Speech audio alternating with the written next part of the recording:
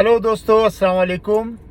This is AKT from Virginia और इस वक्त मैं बिल्कुल स्ट्रेट आऊँगा मौजूदा PTI का जो अपसेट हुआ है KPK में, और उसके बाद इस वक्त PTI की जो परेशानी है और इस वक्त भी PTI की लीडरशिप वो मिसगाइड कर रही है प्रेसिडेंट और प्राइम मिनिस्टर इमरान खान को, और उसके बाद इमरान खान सब कुछ जानते बूझते हुए भी कौम को जो एक्सक्यूज दे रहे हैं कि जनाब जो है वो कैंडिडेट सही नहीं चुने, जबकि ग्राउंड रियलिटी ये खान साहब के बैड गवर्नेंस, महंगाई, उसके बाद आपके जो MPs MNA थे उनका बिल्कुल ऑन ग्राउंड अपने कारकुन, अपने वोटर्स और पब्लिक से लेक ऑफ कम्युनिकेशन था। वो सारा दिन अपने अपने इलाके में अपने अपने जो वो प्रोजेक्ट कर रहे थे, ज़्यादातर या तो वो उनकी इफ्तिताह, उनकी मार दाड़ में लगे रहते थे। अनफॉर्चुनेटली जो एक टच होता है, एक आम बाजार के अंदर जाएं, दुकानदार से पूछें आपके क्या मसाइल हैं, रेडी वाले से पूछें आपके क्या मसाइल हैं, सुजुकी रिक्शे वाले से पूछें कि आपके क्या मसाइल हैं। आपको पुलिस तो तंग नहीं कर रही, रिश्वत तो इस इलाके में थाना जो है वो तो तंग नहीं कर रहा, बाकी जो वहाँ पे पटवार खाने, दूसरे तीसरे जो ऑफिस हैं वहाँ पे लोगों को जो है वो जलील और रुस्वा होते हैं। किसी वक्त अदालत में घुस जाएं, वहाँ जाके पता करें कि क्या हो रहा है पब्लिक के साथ। तो एक्चुअली जो एडमिनिस्ट्रेटिव वर्क था, जो गवर्निंग थी, वो जो है वो कोई नहीं कर रहा था। और खान साहब ऊपर से महंगाई जो है, महंगाई ने वो जो है उसका बिल्कुल यानी जिसको कहते हैं कि PTI को डैमेज कर दिया। इसमें कोई शक नहीं है खान साहब कि आपकी दुनिया में पॉपुलरिटी है, आप एक बेहतरीन पाकिस्तान के वेल स्पोकन, पढ़े लिखे, बड़े शानदार, वेल नोन पर्सन है पूरी दुनिया में, और पाकिस्तान के मसाइल को आप पूरी दुनिया के अंदर, चाहे वो IMF को कोई पैगाम देना हो, चाहे वो इस्लामिक कॉन्फ्रेंस आपने करवानी हो, चाहे वो बाकी दुनिया की जितने भी डिप्लोमेट हैं उनसे बात करनी हो, वो जो कुछ आप कर रहे हैं, इंडस्ट्री का रिवाइवल, ज़राअत का रिवाइवल, उसी तरह जो पूरी दुनिया के अंदर खारजा पॉलिसी को और डिप्लोमेसी जो है उसको आपने जो है अच्छे तरीके से डील किया। बड़े बड़े जो तरक्याती काम जैसे डैम हो गए उन पे आप कर रहे हैं, लेकिन खान साहब गर्दशी कर्जे, बिल माफ करवाना, ये वो सारी चीजें थी जो निचले लेवल की गवर्निंग थी, उस पे आपको और आपके वुज़रा ने तवज्जो नहीं दी, और खासकर आपकी टीम ने आपके साथ ब्लफ किया।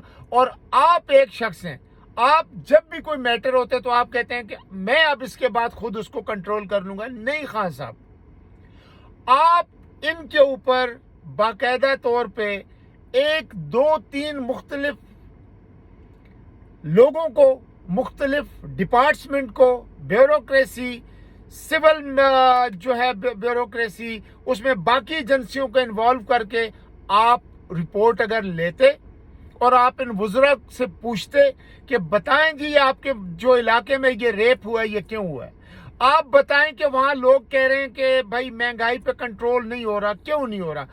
आपका काम नहीं है वहां पे जाना, ये आपके वुज़रा का काम है।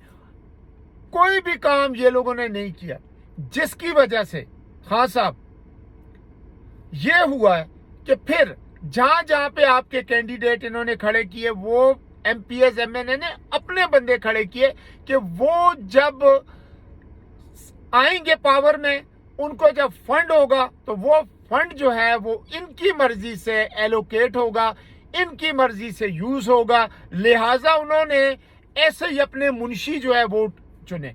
मैं आपको मिसाल देता हूं कि जहां पे भी अपोजिट, जो हमारे इलाके हरिपुर की एक मिसाल देता हूं, हमारे हरिपुर के अंदर एक कैंडिडेट जो था, उसके मुकाबले में अयूब फैमिली ने जिस बंदे को खड़ा किया, वो बंदा खान साहब, वो बंदा जो था وہ بندہ جو تھا وہ اس کے مدے مقابل نہ اس کو اس طرح کی بات چیت کرنی آتی تھی، نہ اس کی وہ پرسنالٹی تھی، نہ اس کا وہ اس قسم کا جو ووٹر کو امپریس کرنا، یوتھ کو اپنی طرف کھینچنا. یعنی یہ دیکھیں پی ٹی آئی کا فیس یوتھ ہے، اور یوتھ اگر نہیں آئے گا اور آپ اس میں ریلو کٹے لے کے آ جائیں گے اور یہ کہیں گے جی یہ بڑا اچھا ہے، بڑا ایماندار ہے، لیکن ویل اسپوکن ہونا، ایجوکیٹڈ ہونا اور پبلک کو اپنی طرف اٹریکٹ کرنا یہ بہت ضروری ہے. ٹھیک ہے نا؟ اگر یہ چیز نہیں انہوں نے کی تو میں یہ سمجھتا ہوں کہ ناکامی ہوئی، جس کی وجہ سے بگ لاس ہوا.